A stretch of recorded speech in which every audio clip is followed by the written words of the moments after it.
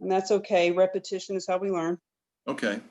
So again, on a webinar yesterday, National Association of Charitable Gift Planners, which by the way is a very good national group to belong to, the National Association of Charitable Gift Planners. I think it costs $50 a year or something like that. They have all kinds of resources for how to talk to people and details and technical information and what have you. So at the last minute, I get this, I find an email that's been sitting around in my inbox. I sign on, I pay for the webinar. The panel is 4 women who run 4 powerful fundraising organizations for University of North Carolina, the Nature Conservancy, PBS, and the University of Pennsylvania. And out of the discussion came some affirmations, things that Cammie and I have been telling you and talking to you about, things that Cammie and I have been working on to perfect as a series of messages that can be easily picked up by you and used in your conversations. And the 4 affirmations were led by, no surprise, that when you're talking to someone, it's best to tell stories. And we all know that, but the purpose of the story is to at some point stop talking, because all you're trying to do is seed the ground for them to start talking to you so that you can do the next thing, which is to listen for clues. People who are talking to you, I mean, Seema, you run a nonprofit, people who are talking to you want to help you. That's why they're talking to you. So you simply have to listen for clues as to determine how can they help you and how can you inspire them to think more imaginatively about how they can help you. One of the other things they said, which is sort of related to telling stories, is if a potential donor were to say, well, gee, I've got this property, I've got this stock, I've got whatever, and I'm kind of stuck with it, and I don't know what, one story was a guy had worked all of his life for one company. And when he retired, he had $2 million worth of stock in the company. And he didn't want to sell it. He didn't want to do anything with it because it was his pride and joy. It was representative of his life's work, just owning the stock. But when it was described to him that he didn't have to sell or give away all of the stock, but that he might be able to do sort of a partial use of the stock, the fundraiser who was on the phone with him said, I know somebody just like you, and here is what they did. So it's a story, okay? But it's a way of sharing, it's a way of personalizing a person's actual situation, personal situation, by saying, I know someone just like you who had that same circumstance, and this is what they did. So again, it's kind of an affirmation. I think that is perhaps a perfection of what Cammie and I have been trying to say to you all. It's a corollary of telling stories by saying, I know someone just like you who was in that same circumstance, and here is what they did. And it just helps the creative juices start flowing.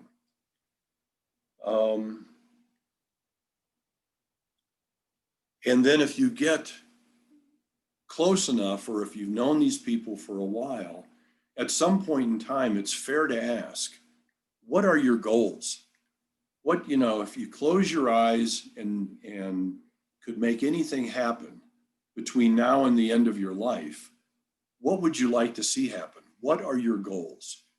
what impact would you really like to have on your family, on your community, on the world at large?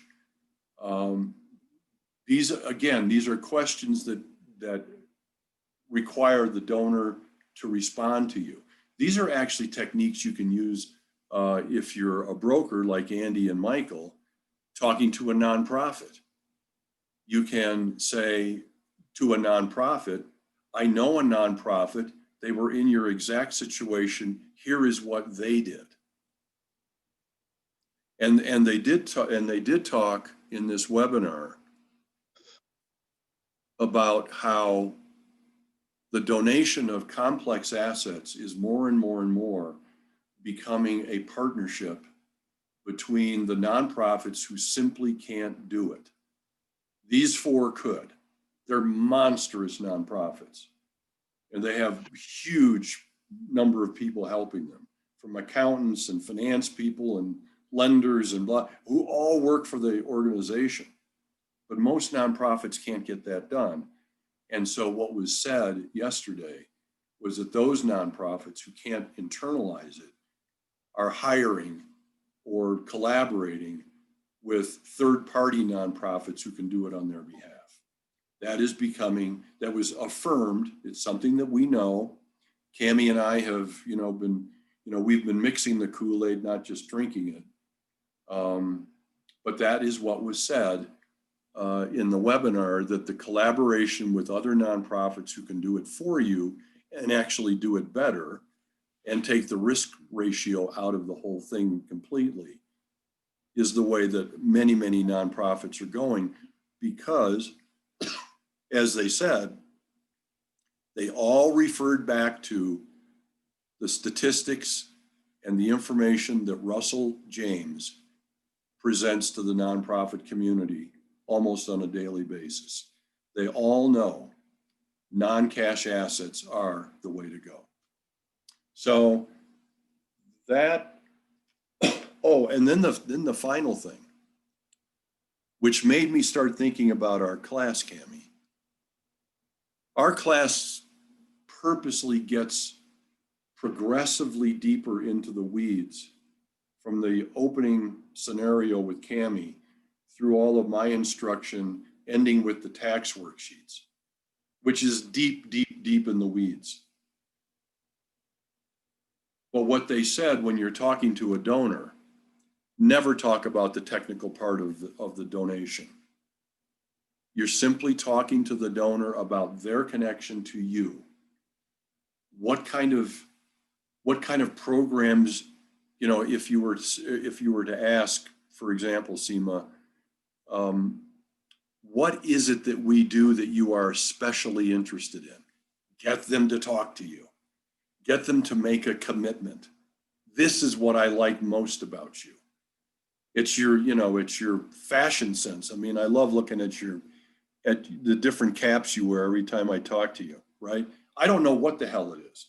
What is it that they like about your program? Get them to commit to the connection that they have with you, and then deepen that discussion so that they get all juiced up about how they can actually make an impact in the things that they care most about what you do. But never talk about the technical part of a donation. And so for Andy and Michael,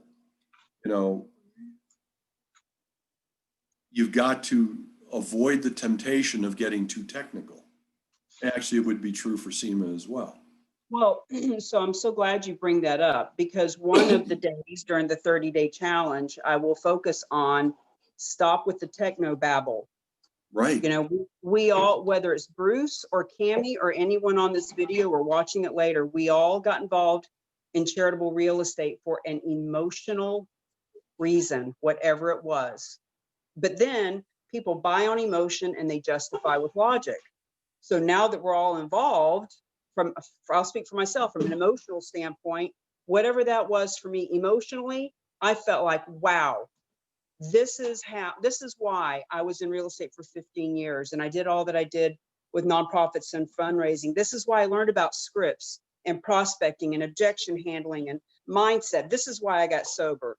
This is what I was put on this planet for. I was emotionally attached to fulfilling my purpose. But then I justify it with logic. You know, I can get people certified and I can get paid for that and I can get a percentage of the deals, and logistically nonprofits need our help and all that kind of stuff. So we need to remember whatever it was emotionally for us that got us involved, and know that anyone we talk to, they need to have an emotional attachment before they even want to hear the techno babble. So whether you're talking to a donor or a nonprofit or another real estate agent or anyone about it, that's why the stories are so important. Because when we say to someone, hey, I know a nonprofit just like yours that got a check for over $100,000 with no fundraiser, and then we shut up, which is the last S, when they say to us, that's interesting, tell me more, or how did that happen, or I've never heard of such a, whatever they say, they're inviting us. They're telling us that they want to learn more.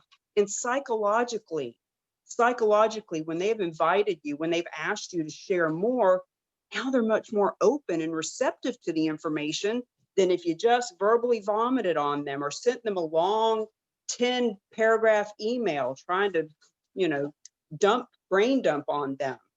And so when we're doing the 30-day challenge coming up, the 7 Ps that I talk about, the first purpose is your purpose. Like, why are you even talking to this person? What's in it for you? What is your why? Why do you want to talk to them? Why do you care that they care? But the second P is their purpose. What's in it for them? What's exciting to them about this? So people keep asking me, as they did in real estate, as they did in network marketing, for the last 18 years of my life, I've heard, what do I say when? How do I start the conversation?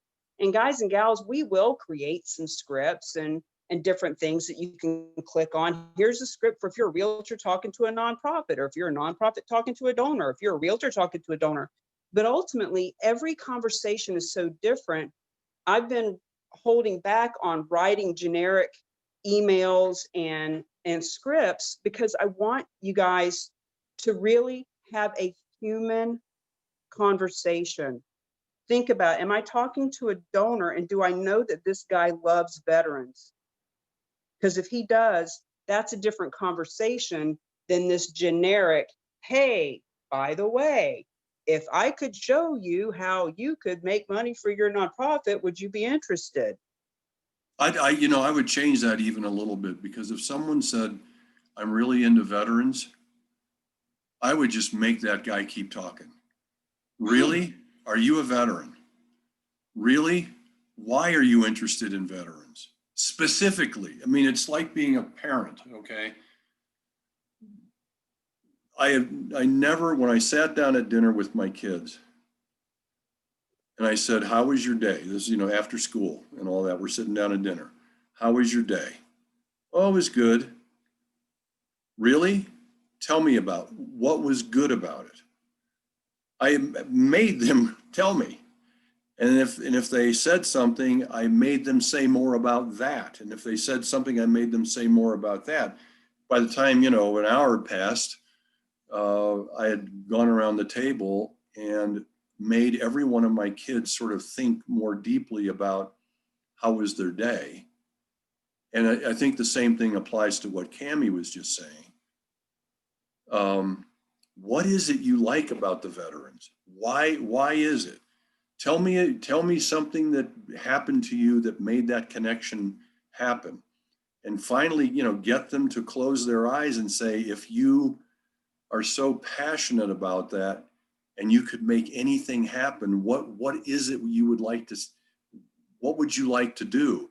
And then when you have enough of that information, you can start turning it into a conversation about an impactful gift.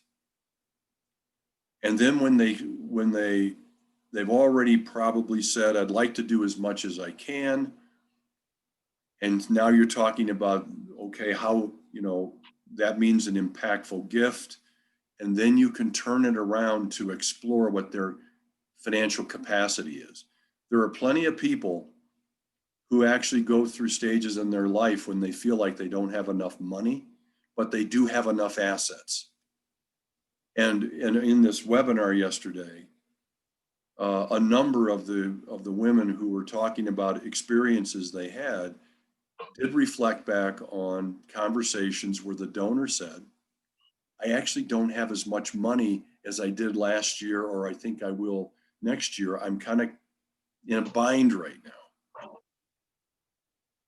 And so that was an absolute invitation for the fundraiser to say, you know, you can fulfill your goals with assets instead of money. And it actually might help you in the big picture if you started looking at your assets. So anyway, I think we are on the right path, Cammie. I think you're going to have to tell me, and actually the three of you are going to have to say to me, Bruce, the class is too technical. I do want you all to understand certain things. I know that for one, Michael Jones actually asked me to send him the tax sheets. He wanted to study them. And I said, Michael, I will do that. And I did that. But I said, please don't try to become a tax expert, because those are examples. They're limited to a certain person that I made up in my mind.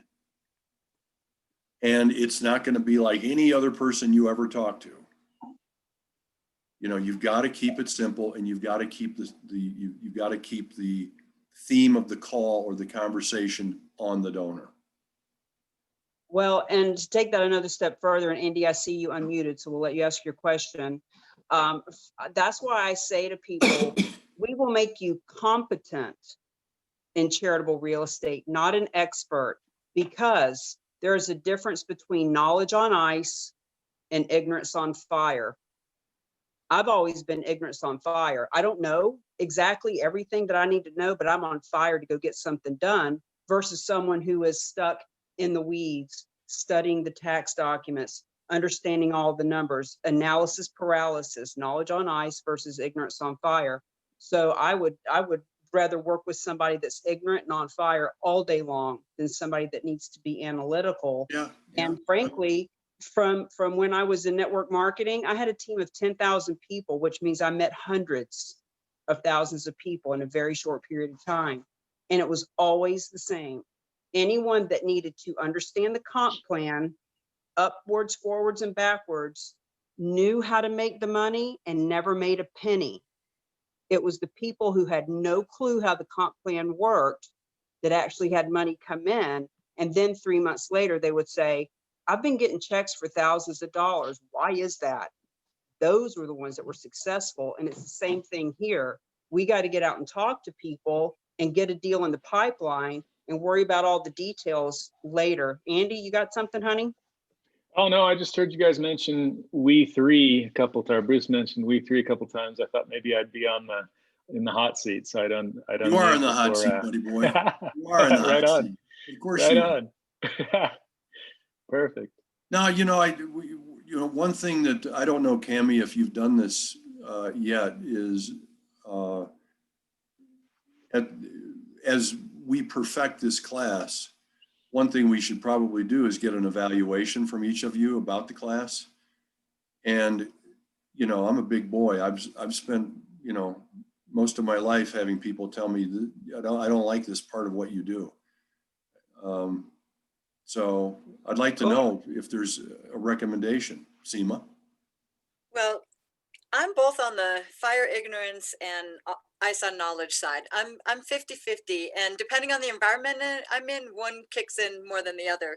So personally, I thought the class was great, and I love that knowledge. Even if I don't understand it all, it's all in my computer and I can reference it, and I would like to understand it one day. At the same, what I think we might practice role-playing conversations to get us actually.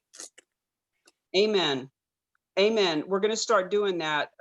As of next week, I've been saying it, and I've been kind of waiting until January, but as of next week, I'm going to pick a day, maybe even this week. Last week on Thursday night, we had 13 people on the Zoom. So that was a nice chunk of people. Maybe we'll do it on Thursdays at 8 p.m. Eastern. Come Oh, I on and wish. role play. I wish I could come. I have my Peace on Earth meeting every Thursday. Okay. So Well, let's pick a day you can make it.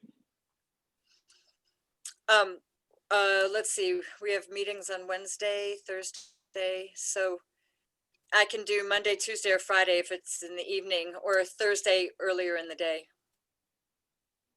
Tuesday jumps to mind for me. I apologize. We can't make it for everyone to attend because not everybody will attend no matter what we do. But whether it's Tuesday or Thursday, whenever it is, and you know, all of you first 100, you all have a very special place because Bruce and I are getting to know you personally.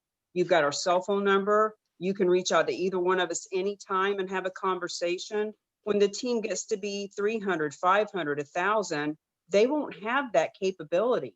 So if you're wanting to role play, you have to put on your big girl panties and raise your hand. You I can't may wait not for have that capability. No, No, that's a great, I know that Cammie's been talking about role playing, and I think Cammie, you and I actually, on something we actually did a little role playing one time, but we should do more of that because you're exactly right, Seema. Nothing better than to take the things that we're saying and put it into, you know, a little video or photograph that allows you to remember it more easily. Yeah, practicing it, because what I'm faced with is I want to set up my employer, Miranda, who's the assistant to David Gershon, who runs these gigantic nonprofits, and get them on a phone call with you or you and Cammie. They're so swamped. I can't barely get a minute in to meet in my meetings, you know, unless we're doing the big group meetings. Like tonight we'll be doing one, so I could maybe mention it then and see if there's any way we can set that up, because we've got a gigantic international, you know, humongous list of donors that we need to reach out to. I'm not familiar with them because I'm new on board. They all personally know these donors because they've been doing this for years. But I'm the one who wants to call the donors, and you know, I want to feel clear and simple, you know, like you're talking about, you know, story, stop, pulling them out into conversation and getting to know them and making that connection, since I'm new anyway, and finding out, you know, that sounds like a perfect entryway in. And well, keep in mind, Seema, that these people that you're wanting to talk to who are so busy, this is so similar to network marketing in so many ways. You've got to have urgency. The reason they're busy is because they're fundraising constantly. They're constantly on the grind and on the wheel of fundraising. And when you can send, whether you have their cell phone number, Facebook message, however you got to get a hold of them, when you can say something very urgently, look, I have found a group that nonprofits just like ours. I had a call come through, I'm sorry. Nonprofits just like ours are being funded literally by the millions without fundraising. I have got to talk to you immediately. This cannot wait. It is urgent. But see, that's why I know Bruce is thinking, what are these 7 Ps? That sounds so stupid. But truly, your purpose, their purpose, your presence is third. Because if you don't feel completely sold out, confident, on fire about what you're doing and what you're saying, then the 4th P, which is positioning, how you're showing up in the world. Are you positioned as a charitable real estate specialist who's on fire and wants to get them in front of this? Because when they find out that they can get funded, not fundraising, funded by the millions without adding any more donors, all those thousands of donors they already have, in those donors, there are people who have property that would donate, that have tried to donate, that have called them and asked them to donate, that they've said no to. Ladies and gentlemen, when you reach out to these nonprofits and say this, you don't know which one's going to say, what? We've been keeping a list for 10 years of people who want to donate property. We couldn't do it before. You're telling us you have a way? There will be some that say that, but they're not going to say it until we let them know. So having some urgency to let them know, this can't wait until the group call. This can't wait until next year. This is funding. And look, if they don't want to hear it after an urgent statement like that, I don't know what to tell you, but you've got to show them that you're as passionate about this as they are about what they're doing. And when I did that the first time, you know, I got a curveball, totally unexpected, that a lot of these phone calls is they're on with this new tech thing that, you know, you put $5 or $10 in and you're getting 300% return on your money, and they're learning all the details of that. And that's what they're bogged down with. And I was like, They're buying into a Ponzi scheme and don't want to hear about charitable. Look, you have to it just makes give me them some wonder. urgency. Hmm? You just have to show them some urgency. They're buying into it. Look, that means look, you guys are buying into a Ponzi scheme. It's time for us to talk about what's really going on in the world. $8 billion last year was donated to nonprofits through the system that I found out about, and you're missing out. Let's get on the phone with these experts. So, I'm going to do that immediately when we get off of here. so I'm curious about the $5, but here's what I would say. There's kind of like four things. One is,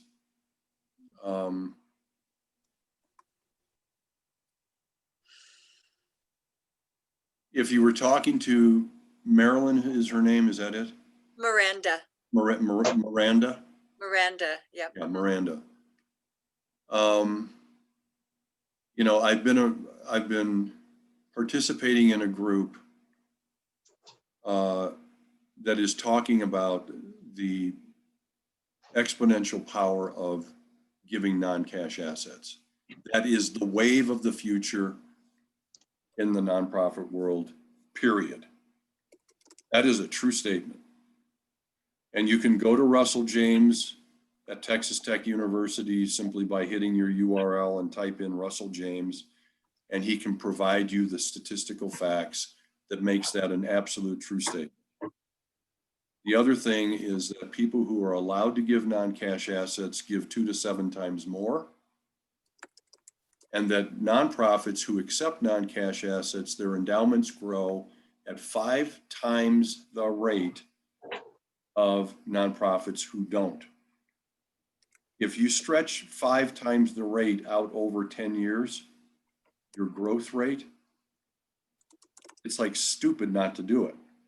So I would try to take those 3 things and the last thing is, and you can do this without the organization taking any risk, because there is a third-party nonprofit that specializes in it on your behalf. Those 4 things that I just said, if you can find a way to run into one of them in the parking lot or at the water cooler and just remind them over and over again that these are true statements, they are statistically backed up by the research that Russell James has done. At some point in time, they're going to have to say, well, I would like to know more about it, I think. Absolutely. And we do have a meeting tonight. I mean, it's just so interesting that Miranda actually had to leave for the weekend and work another job because she's got a generator breaking down, 2 cars breaking down. You know, she's got 5 kids. She runs all these nonprofits. She used all her money for this month and she had to leave for the weekend, pick up an IT job, you know, to make a couple grand and come back and take care of her home life, you know. So it's obviously whatever they're talking about on the other thing isn't bringing in money right now. I realize this can take some time too, Right, but it does. yeah, but we definitely have to get every iron in the fire. So we do have a meeting tonight and tomorrow, and tonight is with David Gershon and Miranda, and I'm just going to co-opt the meeting with this because we're talking to peace people who are potential nonprofit creators as they play this Peace on Earth by 2030 game as well. So it's you know, it's pertinent to the conversation, and I will share my fired up urgency that you're, you know, a lot of times I might err in the side of not wanting to step on toes or something, but I'm with you, Cammie. You know, I like what you have to say, so I'm gonna go with that. I'm just gonna. Well, and let me caution you from getting too bogged down in the technobabble, because those few statistics, look, you guys can grow at 5 times the rate you are without adding donors. I don't know all the rest of the details, but That's what a I simple, do have, that's a simple statement, and it's a true statement. and you have to stop there. You have to. Yeah. Because when you start talking about, well, here's how it works, you know, what we're going to do is we're going to talk to the donor, right? And we're going to get these 2 net sheets and we're going to show them. And don't worry, you gotta stop yourself from trying to explain it. That simple statement, and then getting them on the phone, especially someone that is that big and that connected and that needs that much money and is doing that big of a project, you've got to get them on the phone with Bruce. That's And what I we'll- have to do. Yes. And when they ask you a question, you have to say, look, I am but a servant of the local nonprofit that I work for. If I knew all the details, I wouldn't be on here. I'd be teaching a webinar on it. But what I do have is access to the experts. Let me get you on the phone with them, because once Bruce has talked to them and they understand the validity and the credibility and he can talk their lingo, then I can jump on and help them spread the word. Okay, so the thing is to get him on with Bruce. He will give them the details, and then we get you on board to spread the word to the rest of the donors. Because they always end up saying, gee, there's nothing I don't like about this. How do I do it? And Cammie is really the professional on, you know, how to go forward. You know, I have actually spent 3 years perfecting. I spent an hour and a half on the phone with one of my compliance officers yesterday, actually going through the tax sheets. I said, I want to make sure if I've got people taking a class that these tax sheets are perfect. And he said, you know, after some discussion, he said, yes, they are. But what I'm saying to you is I have spent so much time on the technical side of this thing to make sure that we live right down the middle of the road with the IRS. And I am, at this point in time, I am super comfortable that we are there. And processing these damn things is kind of technical. It's a real estate closing. Well, we have perfected that part. Having said that, the most important thing is how do we do it? And that's where Cammie can help the most. And we're going to be getting more of a system down. I know right now it seems kind of complicated. You've taken a class and now we're talking about this 30-day challenge and when do we get on the phone and who do I call? Is it Cammie or Bruce and what? In the next 60 days, this will all be so clear. The good news is you guys are here at the beginning. Once again, you've got us at your disposal.